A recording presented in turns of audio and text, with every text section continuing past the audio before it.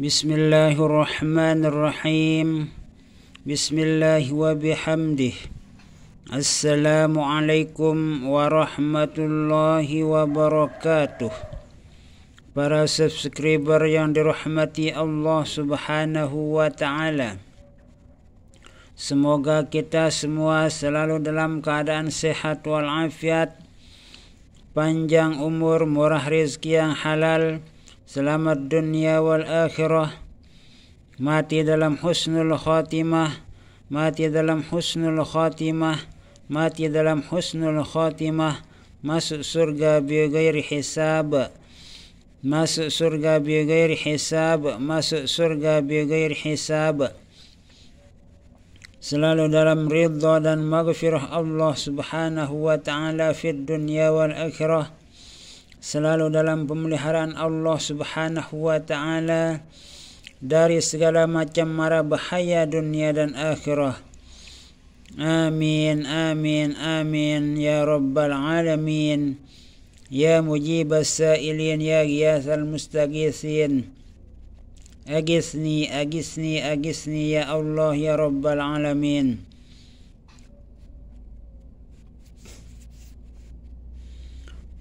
Saya dalam kesempatan ini kembali menceritakan kisah Syekh Abdul Qadir Al-Jilani yang banyak disebut-sebut dalam kitab para ulama, yang sering diceritakan oleh para ustaz, para tuan guru, para kiai, khususnya di Indonesia dan umumnya di dunia internasional ini. Karena keagungan dan kemuliaan serta ketinggian ilmu pengetahuan dan kesolehan yang dimiliki oleh Syekh Abdul Qadir Jailani, sehingga banyak ulama-ulama, kiai-kiai, tuan guru, ustaz-ustaz menceritakan atau menyampaikan kepada umat tentang kisah perjalanan hidup Syekh Abdul Qadir Al-Jailani, seorang Sultanul Aulia, Sayyidul Aulia pada masa hayat beliau. Diceritakan dalam sebuah kitab dan disampaikan oleh seorang ustaz sekitar tahun 1985 yang lewat, bahwa ada seorang pemuda yang sedang berjalan-jalan di pinggir sungai. Sungai itu kebetulan airnya sangat jernih, bersih dari berbagai macam najis atau kotoran-kotoran manusia maupun hewan. Dilihatnya satu biji buah apel sedang hanyut di sungai tersebut oleh si pemuda yang sedang berjalan-jalan di pinggir sungai itu. Dipungutnya lah satu biji apel tersebut oleh si pemuda tersebut, karena kondisi si pemuda tersebut sedang dalam keadaan lapar, sehingga buah apel tersebut dimakannya. Setelah buah apel tersebut dimakannya oleh si pemuda tersebut, teringatlah dia bahwa buah apel itu bukan haknya dan bukan miliknya. Dalam arti kata bahwa buah apel itu tidak halal baginya untuk dimakan oleh si pemuda tersebut. Lalu kemudian si pemuda tersebut mencari di mana pohon apel yang ada di pinggir sungai yang diliwati oleh si pemuda tersebut. Pemuda tersebut pun melanjutkan perjalanannya untuk mencari pohon apel untuk mencari kehalalan buah apel yang dimakannya. Setelah beberapa lama kemudian mencari pohon apel tersebut, lalu pemuda tersebut menemukan sebuah pohon apel di kebun seseorang yang tidak dikenalnya oleh si pemuda tersebut. Mengetahui bahwa di kebun itu ada pohon apel, kemudian si pemuda tersebut pun bergegas untuk naik dan masuk ke dalam kebun tersebut mencari di mana si pemilik kebun tersebut. Setelah pemuda itu berjalan-jalan di dalam kebun tersebut, dilihatnya ada seorang laki-laki sedang bekerja di kebun tersebut. Lalu kemudian pemuda tersebut pun mendekati laki-laki yang sedang bekerja di kebun itu. Pemuda itu bertanya kepada orang laki-laki yang sedang bekerja di kebun itu, "Apakah Bapak yang memiliki pohon apel tersebut?" Bapak itu pun menjawab, "Kenapa kamu menanyakan tentang pohon apel?" Si pemuda itu lalu menjawab apa yang ditanyakan oleh si petani yang ada di dalam kebun itu. "Saya kesini untuk mencari kehalalan buah apel yang saya makan. Waktu saya berjalan-jalan di pinggir sungai itu, saya menemukan sebuah biji apel, lalu saya pungut dan saya makan buah apel tersebut. Itulah sebabnya saya kesini mencari Bapak dan menanyakan kepada Bapak tentang pohon apel tersebut, agar buah apel yang saya makan itu benar-benar halal masuk ke dalam perut saya." Itulah penjelasan dari pemuda tersebut kepada bapak petani yang ada di dalam kebun itu. "Kalau begitu," kata si petani, "saya halalkan buah apel atau sebiji apel yang telah kamu makan tadi, dengan syarat kamu harus kawin dengan putriku yang sedang duduk di dalam rumah itu." Mendengar penjelasan bapak petani tersebut, si pemuda pun berpikir, "Kenapa saya harus disyaratkan untuk kawin dengan anak bapak tersebut? Kalau begitu syaratnya agar buah apel yang saya makan itu halal masuk ke dalam badan saya ini, saya siap untuk kawin dengan putri bapak tersebut." Lalu si pemuda tersebut pun menjawab dengan tenang dan ikhlas menerima syarat yang diberikan oleh bapak petani tersebut.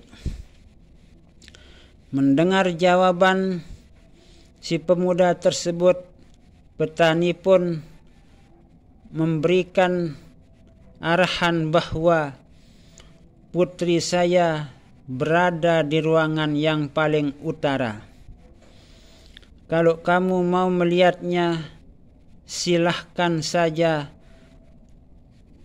lihat anak saya dari luar saja, tidak boleh masuk karena kamu belum halal untuk masuk ke dalam ruangan itu. Tapi anak saya atau putri saya yang saya kawinkan dengan kamu, hai pemuda, keadaan kondisi anak saya itu adalah tuli, kemudian buta, tidak bisa melihat. Yang ketiga, tidak bisa berbicara. Dan yang keempat, tidak bisa berjalan. Si pemuda itu bingung mendengar ucapan bapak petani tersebut. Kenapa begini berat persyaratan yang harus diberikan kepada saya untuk menghalalkan satu buah biji apel saja, harus kawin dengan putrinya yang cacat dan banyak cacat pada putrinya tersebut. Itulah kira-kira yang terlintas dalam pikiran si pemuda tersebut. Lalu bapak petani itu mengizinkan si pemuda tersebut untuk melihat putrinya yang ada di ruangan yang paling utara. Pemuda tersebut pun bergegas untuk ingin mengetahui bagaimana kondisi putri bapak petani itu yang sebenarnya. Berjalanlah si pemuda tersebut menuju ruangan yang telah ditunjukkan oleh bapak petani tersebut. Setelah sampai di ruangan tersebut, dibukalah jendela ruangan tempat putrinya itu, yang ternyata di dalamnya itu melihat putri bapak petani tersebut ternyata cukup cantik jelita. Putri bapak petani tersebut yang dilihat oleh pemuda tersebut bisa berjalan dengan normal, bisa melihat dengan baik, bisa berbicara dengan sopan, bisa mendengar dengan normal. Itulah yang dilihat, disaksikan, didengar oleh si pemuda tersebut. Si pemuda tersebut pun semakin bingung.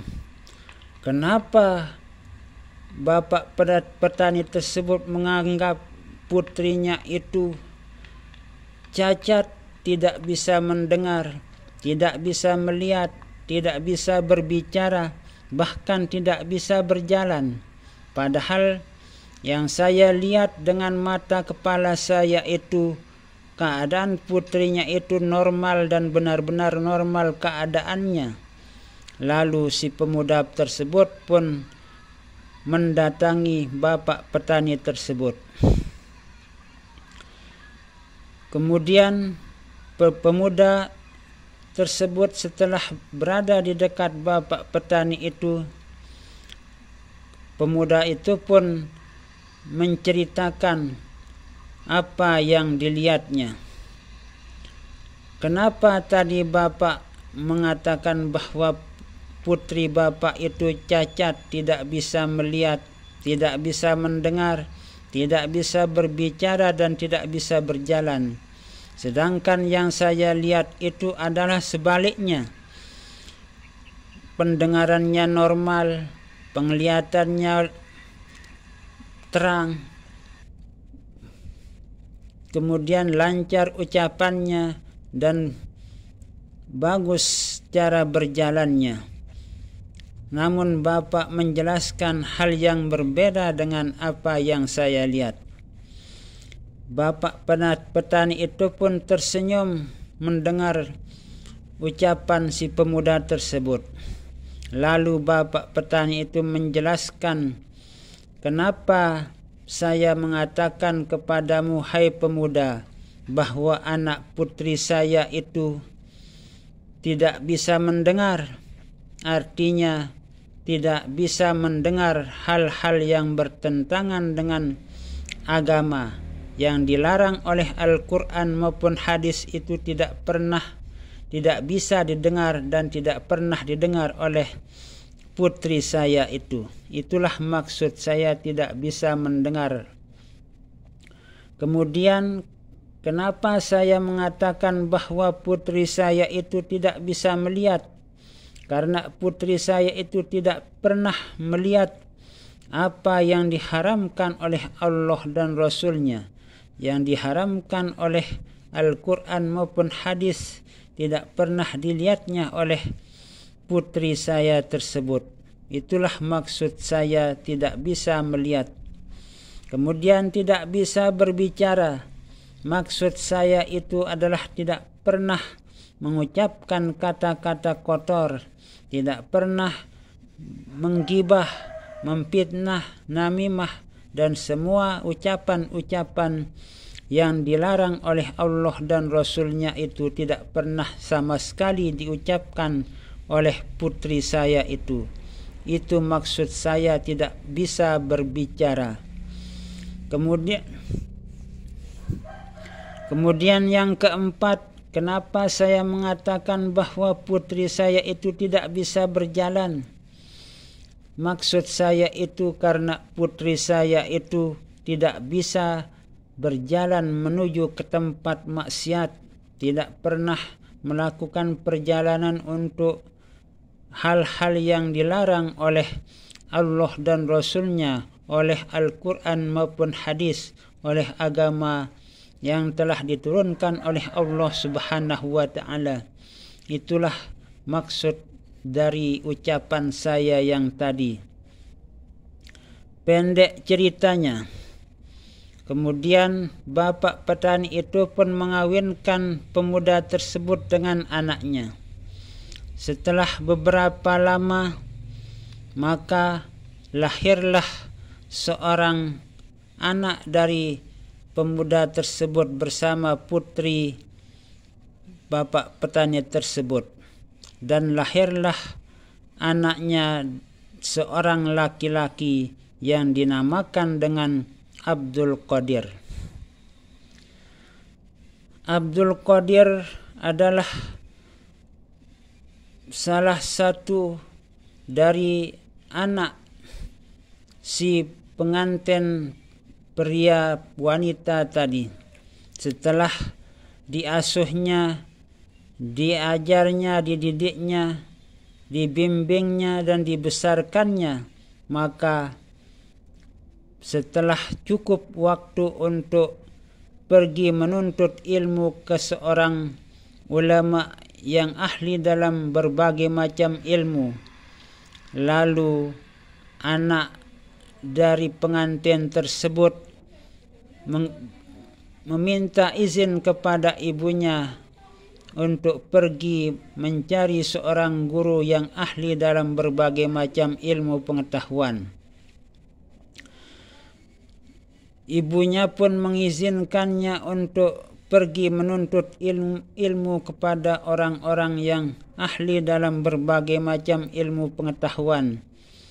Namun sebelum si Abdul Qadir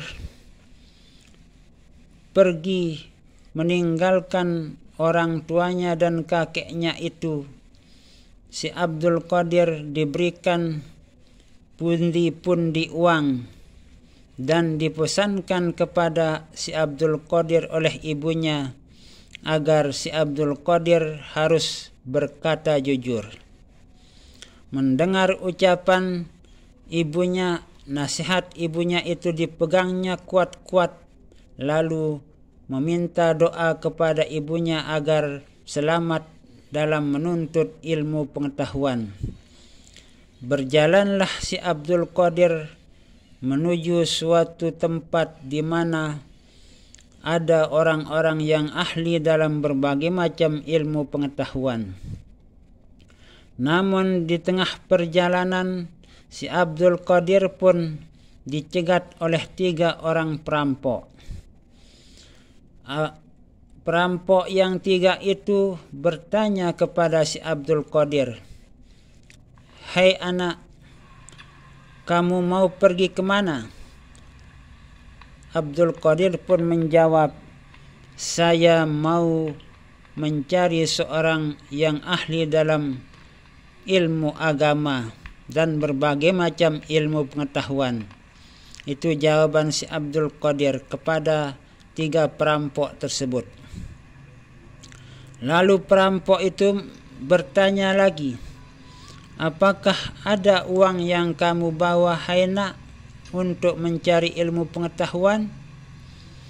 Si Abdul Qadir pun menjawab dengan jujur karena mengingat nasihat dari ibunya bahwa kamu harus jujur kepada siapapun. Maka si Abdul Qadir pun mengeluarkan pundi-pundi uang tersebut, dan inilah yang saya bawa hai bapak. Uang yang di dalam pundi-pundi ini berisi uang yang cukup untuk bekal saya menuntut ilmu pengetahuan. Mendengar jawaban si Abdul Qadir itu, pada para perampok yang tiga ini mulai berpikir, kenapa anak yang sekecil ini begitu jujur, tidak menyembunyikan apa yang sebenarnya yang ada pada dirinya itu. Itulah yang terpikir dalam benak atau pikiran para perampok tersebut. Lalu di saat itulah ketiga perampok itu mulai sadar bahwa kenapa kita yang sudah tua renta ini berbuat seperti orang yang tidak tahu akan ajaran Allah, ajaran Al-Quran dan Al-Hadis. Maka mulailah dengan sebab kejujuran si Abdul Qadir itu, ketiga perampok itu menjadi orang yang benar-benar taubat atau taubatan nasuha. Setelah itu si Abdul Qadir pun dipersilahkan untuk melanjutkan perjalanannya mencari orang-orang yang ahli dalam berbagai macam ilmu. Lalu si Abdul Qadir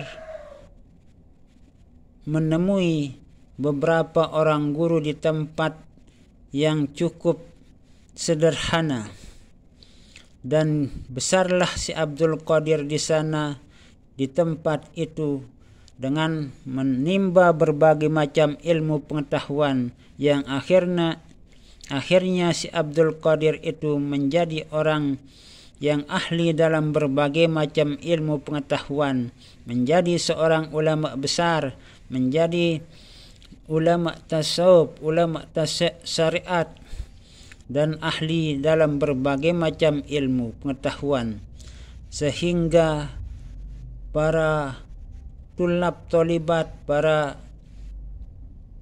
ulama dimanapun si Abdul Qadir selalu dikenal oleh masyarakat, oleh para ulama, oleh para tulab dengan keilmuan, kesolehan, ketawaduan yang dimiliki oleh si Abdul Qadir Al-Jailani tersebut.